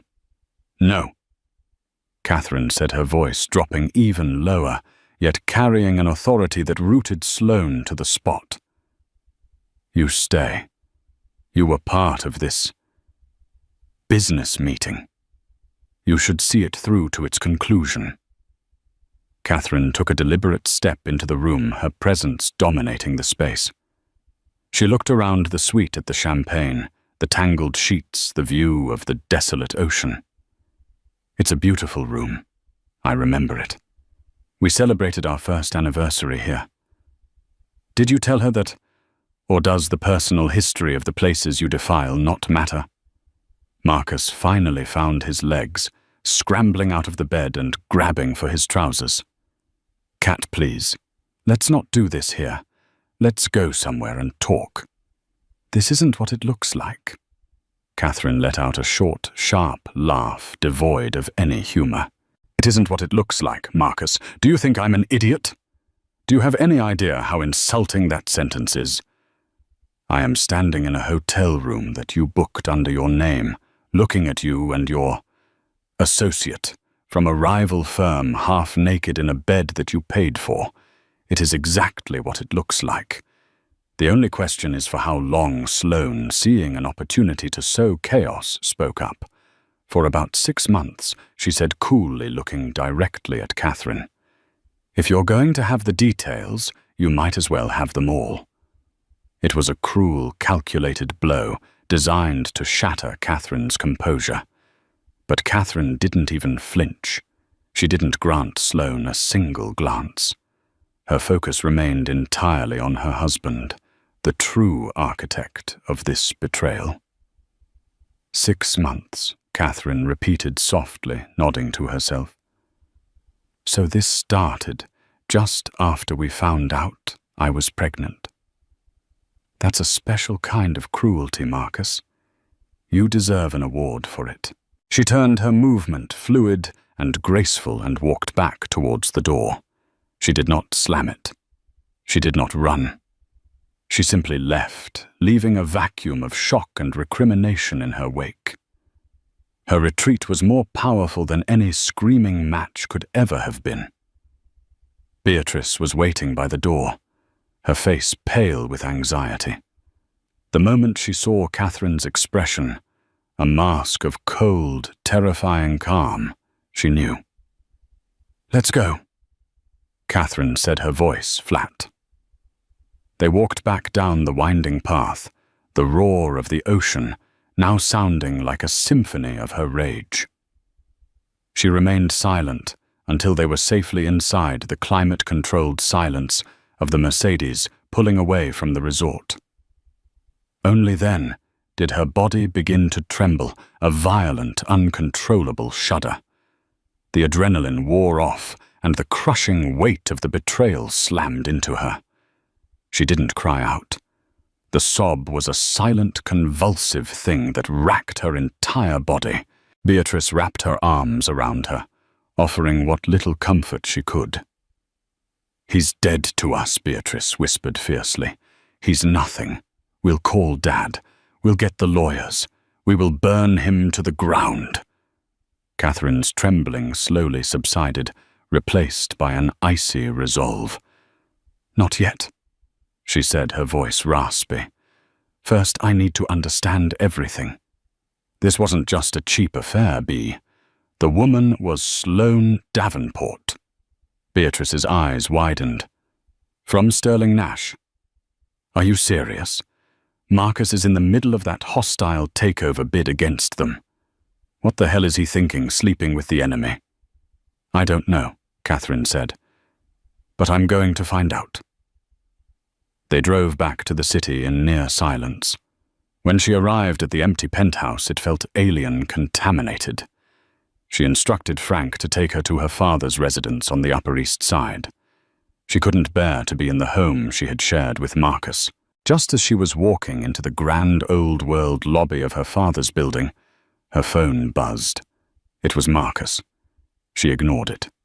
He called again, and again. On the 10th call, a text message appeared. "Cat, I know you hate me. I deserve it. But you have to listen. It is not what you think. Sloane is not my mistress. It's business. I am using her. Call me. It's vital." Catherine stared at the message, her heart pounding. I am using her. It was a desperate, self-serving excuse, a classic narcissist's gambit, reframe the betrayal as a brilliant, albeit ruthless, strategic move. He was trying to appeal to her pragmatism, to the part of her that understood the cutthroat world they lived in. She almost deleted it. But the mention of Sloane's name, the sheer audacity of the claim, planted a seed of doubt. What if in some twisted way he was telling a sliver of the truth? The affair being with a direct business rival was too specific, too reckless to be random. Her phone buzzed again. Another text from Marcus. "She's been feeding me inside information on Sterling Nash, their defense strategy, their key shareholder weaknesses. This whole thing was a honey trap, but I was the one setting it. It was for the deal. For us. Please, Kat. I can explain." This was the twist. The sudden, nauseating turn. He was admitting to a different kind of crime.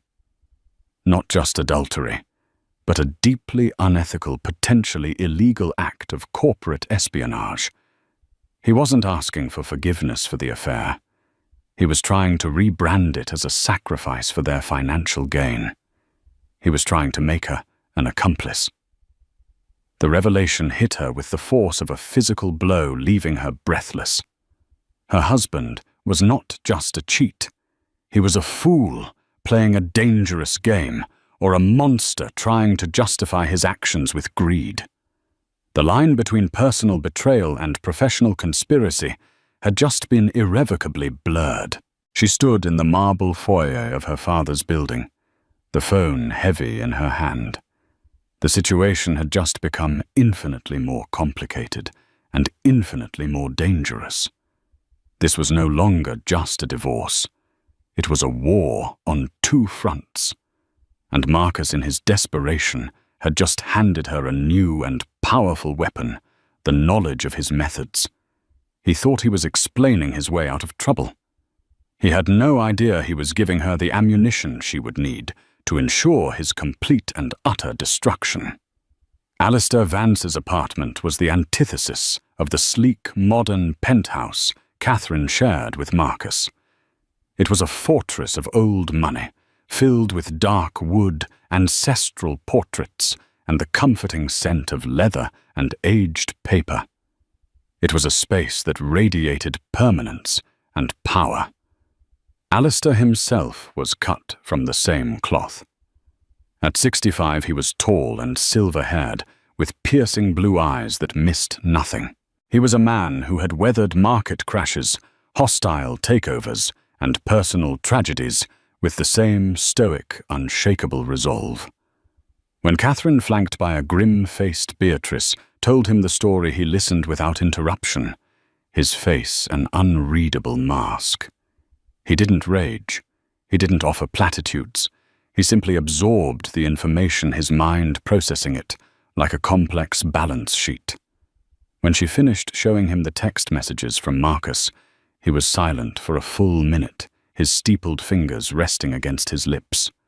"The man is a fool," he finally said, his voice a low rumble. "But a dangerous one. To attempt to justify infidelity as a business strategy, it's a level of moral bankruptcy that is frankly impressive." "He thinks it will work," Catherine said, her voice hollow. "He thinks I'm so invested in our wealth that I'll forgive the method. He's appealing to my avarice." "He is appealing to what he knows best," Alistair corrected gently. "He judges you by his own debased standards. He has profoundly underestimated you. That will be his undoing." He stood and walked to the vast window overlooking the city. "This is no longer a simple matter for a divorce attorney, Catherine. He has confessed in writing to corporate espionage. He has implicated himself in a plot that could not only destroy him, but also create significant blowback for our family, should it be handled incorrectly." "What do we do?" Beatrice asked, leaning forward. "We have him. Let's just release this to the board of his company." "Let's expose him." "No," Alistair said, turning from the window. "A public explosion is messy. It creates unpredictable shrapnel. We do not move until we control the entire board. We need to be surgical. First, we operate on the assumption that Marcus is lying, that this "I was using her" narrative is a fabrication to save his skin.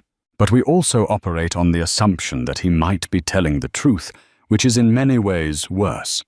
A man who would use an affair as a business tool is capable of any betrayal. Over the next 48 hours, the Vance residence became a war room. Alistair pulled in his top legal counsel and a private investigator, a former Mossad agent named Kobe, who specialized in discreet, high-stakes corporate intelligence. Catherine was not a passive participant. The shock had transformed into a cold, diamond-hard fury. She was an active strategist, her mind honed by a lifetime of observing her father proving to be sharp and ruthless. She provided Kobe with every detail she could remember about Marcus's recent behavior, names he had mentioned, trips he had taken, the new secretive patterns of his work. She gave him the login details to their shared cloud storage family accounts, anything that might hold a clue. "Marcus believes his greatest weapon is his intelligence," Catherine told the team, her voice steady. "His real weakness is his ego. He believes he is infallible, that he is the smartest man in any room. That's the vulnerability we will exploit." While Kobe began his digital deep dive, Catherine made a call. She dialed Gregory Shaw, Marcus's partner, and the COO of Thorn Capital. Gregory was the cautious, steady hand to Marcus's daring, often reckless genius. He was a numbers man, a risk analyst who had on more than one occasion privately expressed his concerns to Catherine about Marcus's aggressive strategies. "Gregory." "It's Catherine Thorn," she said, her voice calm and professional when he answered. "I need to speak with you urgently, in person and off the record. It concerns a significant undisclosed liability to the firm." The gravity in her tone was unmistakable. They agreed to meet the next morning at a quiet cafe far from the financial district. Meanwhile, Kobe hit pay dirt. Buried deep in a nested folder in a shared family cloud account, a folder labeled Vacation Plans that Catherine had forgotten existed, he found Marcus's digital treasure trove. It was a series of encrypted files. But Marcus, in his arrogance, had used a password related to a personal milestone Kobe's team easily cross-referenced the stock ticker of the first company he had bankrupted. Inside were Marcus's notes on the Sterling Nash takeover, and it confirmed his text messages. He was using Sloan. The files contained detailed summaries of their meetings, listing information she had supposedly provided about Sterling Nash's defense strategies, their board's divisions, their largest institutional shareholders' pressure points. Marcus had meticulously documented his own conspiracy. He saw it as a record of his brilliance. Catherine saw it as a signed confession. But as Kobe dug deeper, another layer emerged.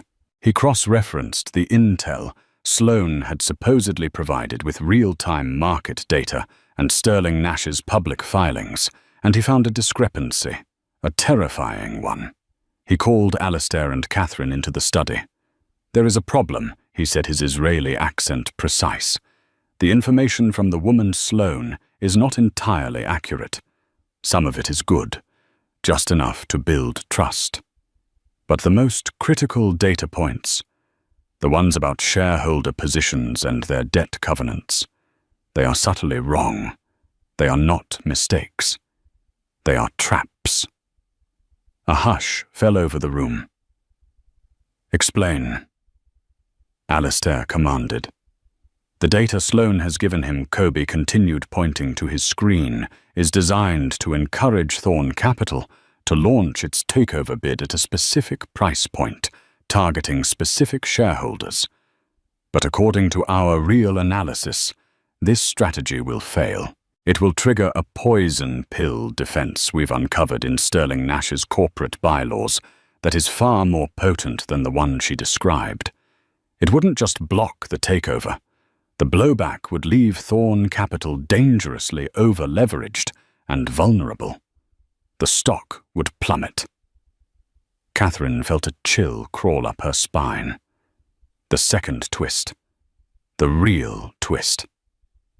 So she wasn't the honey trap, Catherine breathed. He was. She was playing him from the very beginning. Sloan Davenport wasn't a source. She was an assassin. She was feeding Marcus carefully crafted misinformation, leading him and his company towards a cliff, all while stroking his ego and letting him believe he was the master manipulator. She wasn't just sleeping with the enemy.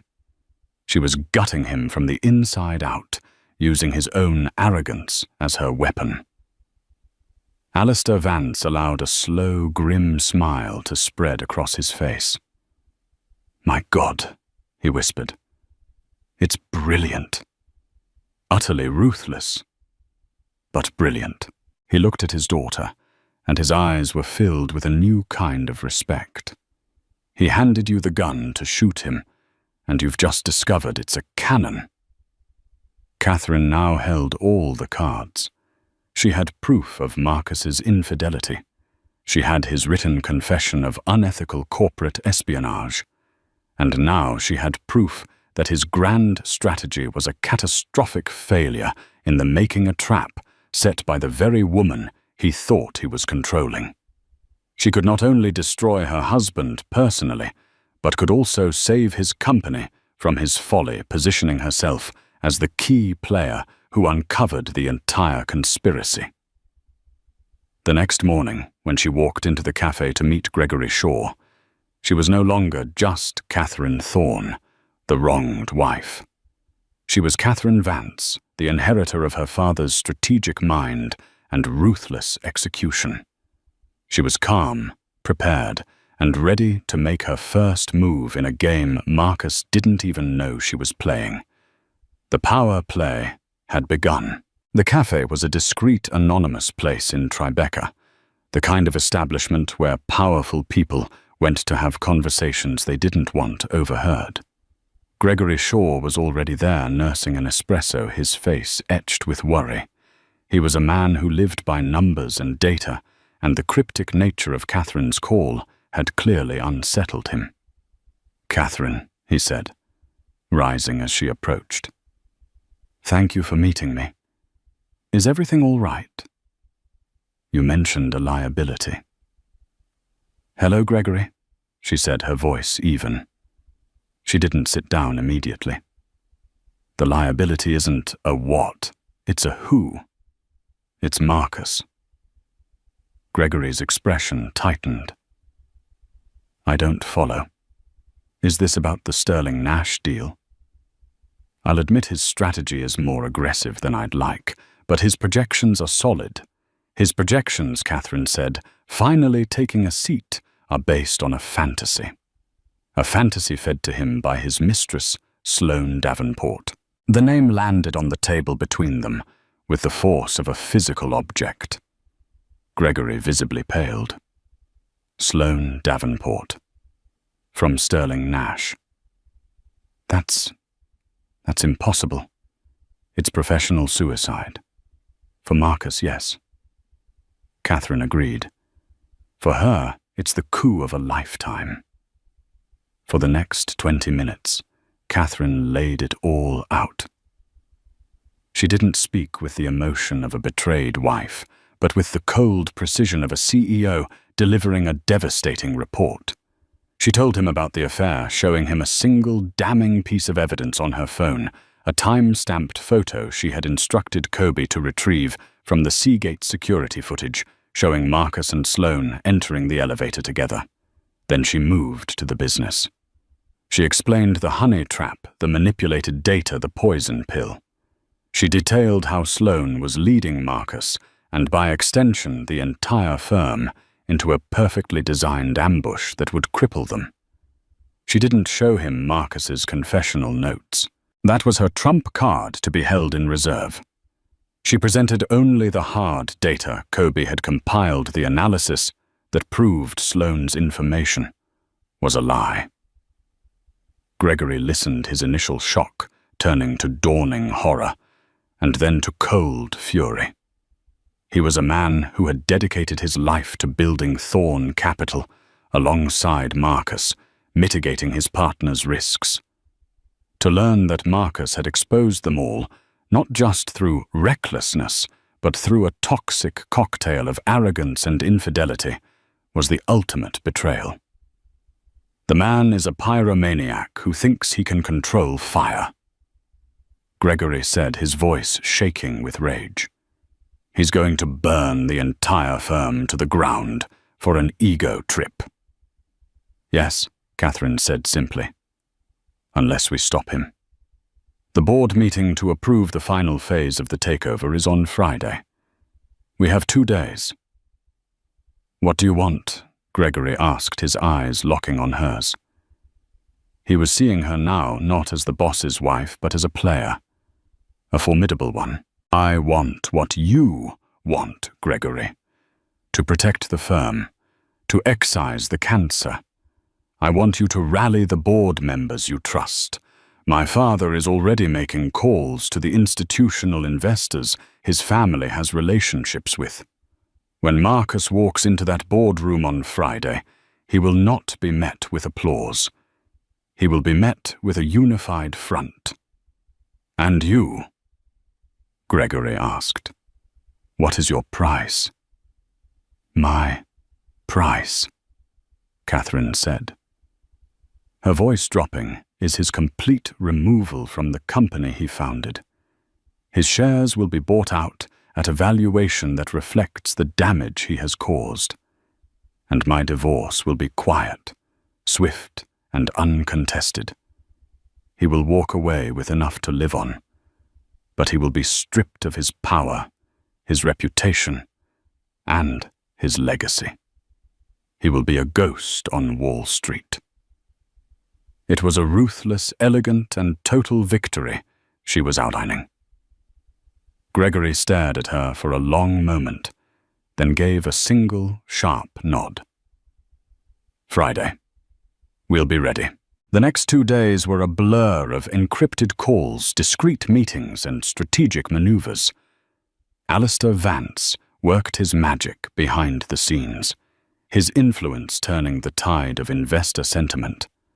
Gregory Shaw, armed with Catherine's irrefutable proof of the flawed data, secured the loyalty of the other board members. They were all sharks, and they could smell the blood in the water, Marcus's blood. On Friday morning, Marcus Thorne walked into the boardroom on the 50th floor of the Thorne Capitol building, feeling triumphant. He believed he was on the verge of the greatest victory of his career. He had tried calling Catherine dozens of times, but she hadn't answered. He assumed she was angry, hysterical, but would eventually come around once she saw the billions his brilliant, if unorthodox, methods had secured for their family. He smiled as he took his seat at the head of the long, polished table. Good morning, everyone. A historic day. No one smiled back. The atmosphere in the room was arctic. Gregory Shaw sat to his right, his face like stone. The other board members stared at him with cold, appraising eyes. Before we begin, Marcus Gregory said, his voice dangerously calm, we have another matter to discuss. An independent risk assessment of the Sterling Nash data has revealed some alarming inconsistencies. Marcus's smile faltered. What are you talking about? My source is ironclad. Is your source Sloane Davenport? Gregory asked flatly. The color drained from Marcus's face. He looked around the room at the hostile faces and realized too late that this was not a meeting. It was an ambush, an execution. And then the boardroom doors opened. Catherine walked in. She was flanked by her father and 2 lawyers. She was composed, powerful, her pregnancy a symbol not of vulnerability, but of the future, a future that would not include him. She took a seat at the opposite end of the table, directly in his line of sight. Catherine, he choked out. What is this? This, Marcus, she said. Her voice, ringing with clarity in the silent room, is called due diligence. Something you abandoned 6 months ago. One of her lawyers slid a folder down the table to him. It contained the photo from the hotel, the analysis of Sloane's flawed data, and on top printouts of his own text messages to Catherine. His own words condemning him. I am using her. He stared at the documents, his empire crumbling before his eyes. He had been outmaneuvered, out-thought, and utterly destroyed. The board has held an emergency session, Gregory announced into the void. We have voted unanimously. We are tabling the Sterling Nash bid indefinitely pending an internal investigation into your conduct, and we are asking for your immediate resignation as CEO and chairman. Marcus looked from the board members to Alistair Vance, whose expression was one of cool satisfaction. Then his gaze fell on his wife. Her face held no pity, no lingering affection. It held only the serene calm of a victor. He was finished. He knew it. Sloane Davenport's scheme had been exposed, but not by him. His affair had been uncovered. His professional judgment was shattered. He had lost everything, all because he had made the fatal mistake of underestimating the woman who carried his child. Catherine stood up, her part in the proceedings complete. She didn't need to say another word. As she walked out of the boardroom, she didn't look back. She was walking towards her new life, one she would forge herself from the ashes of her husband's ruin. She was no longer just a Vance by name. She had become the embodiment of its power. Her child would be born into a legacy not of lies, but of strength secured by a mother who had faced the ultimate betrayal and emerged the queen of the board. In the end, it wasn't the affair that brought down Marcus Thorne's empire. It was his hubris. He believed he could compartmentalize his life, keeping his betrayals neatly separated from his business. But lies are never contained. They bleed. They infect everything they touch. Catherine's journey from a trusting pregnant wife to a cold, calculating strategist shows us that the deepest wounds can forge the strongest armor. She didn't just survive. She conquered. By refusing to be a victim, she rewrote her own story and the future of everyone around her. What do you think?